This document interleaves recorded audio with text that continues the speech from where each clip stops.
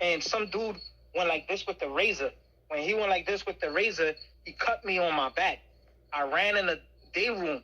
When I ran in the day room, I had my by my pillow, I had the little lock in the sock.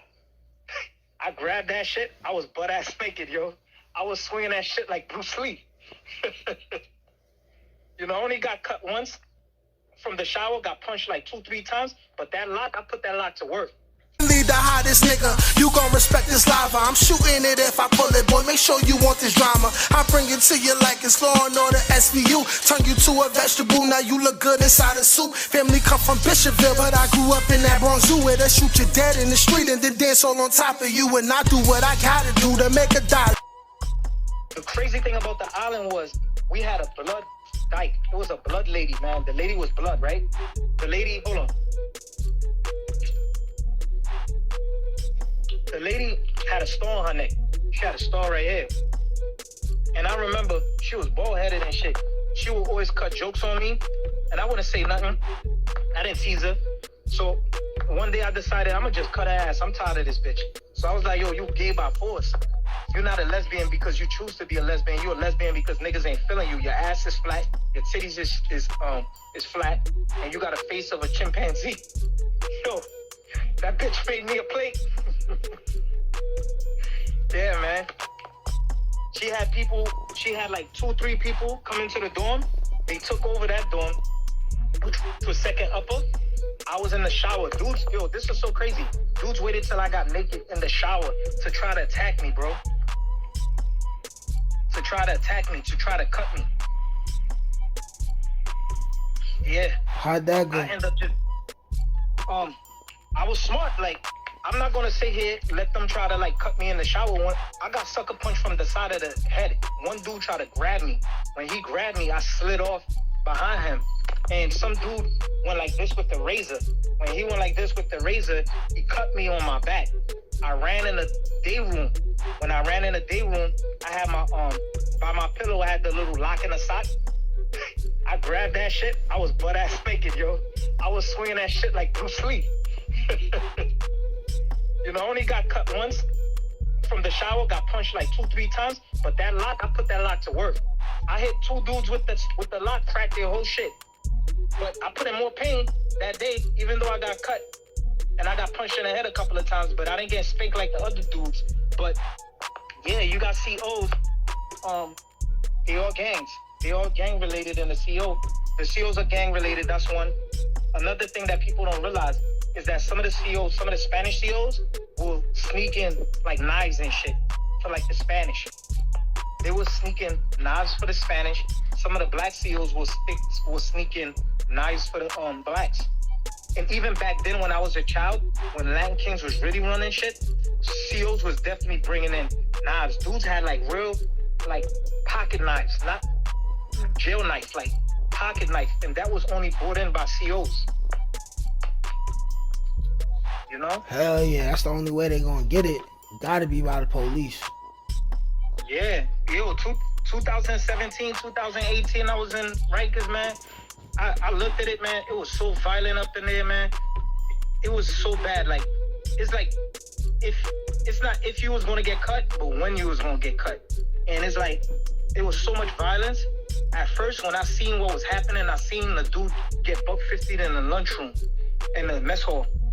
Walking, because we will walk this way, one group will walk this way, another group will walk this way. We're never walking the same way, right? So one guy from my dorm just jumped out, cut this kid right in his face. When he cut him, I don't want to mark my face, but when he cut him like this in his face, he touched his face. It didn't look like he cut him. It looked like he just slapped him.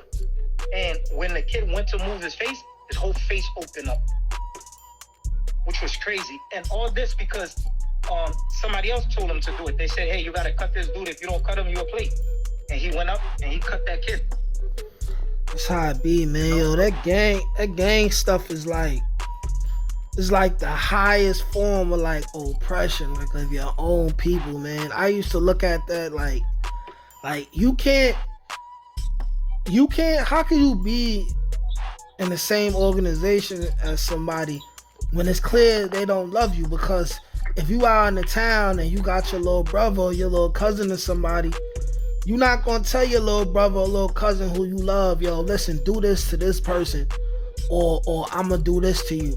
You're not gonna do that to somebody who you love. So you joining this organization because you want protection, but it's like you're not really protected. You know what I'm saying? It just gives you a green light to be oppressive against other people who are not you, but you still gotta be a doja.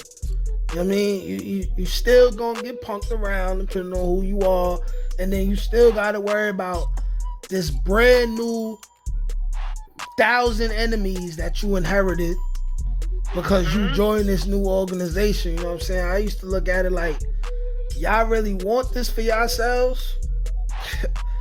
Like you got, at some point you got to be a man and be able to stand on your own too. You know what I mean? Like eventually. Yo, oppression is sad. Yo, what really fucked up my head was seeing how the 90s, and when I was in Rikers and I was going to when I was going to court, they had the adults with the children in the same courthouse, like in the same courthouse. I would sit here talk to some of the older cats. The older cats is like, yo, you woke up in a cell, you see some Spanish guy, about 50 of them real quick. Y'all black dudes gotta learn to stick with each other. The older black guys, some of them was clicking up, but the young kids were so fearful of the Latin Kings, they was just shook. My thing is, I came from fighting with Brownsville's cats. They were the most savages. I felt like if I'm fighting with Brownsville dudes is telling me, hey, I can't come on this block. I had people telling me back then, hey, you can't come over here, you're not good, we're gonna shoot you. I'm like, word? That's the stupid side of me. I go on that block with a gun, looking for these niggas, and I'm like, yo, matter of fact, y'all dudes not gonna tell me where I could go and where I can't go. So if I'm dealing with these so-called killers, dudes that was physically strong, like gorilla niggas, why am I ducking some Spanish guy with long hair? Some skinny Spanish guy. Most of these Spanish dudes can't fight. You know, so to come up to 2014, 2018, to hear that the Latin Kings are clicked up with the Bloods, that's like black people clicked up with the KKK. You know, so it is what it is. You know, my thing is, I just wanted to have my respect at all times. I'm a man at the end of the day. I'm not going to let another man control me. And I have principles. And even when I was in there at 2018, I didn't want to be on the team. Many times they would say, hey, yo, you want to be on the team? I'm like, nah, I don't want to be on the team. I'm good, yo. I'm going to just do my thing. I would just chill, go to law library, figure out my case, how I'm going to beat my case. Around that time, I wanted to, before 2018, I'll say 2016, I used to go to the mosque downtown Brooklyn. So I would go to the Muslim services just to keep myself busy. But I didn't want to partake in the dorm shit, man.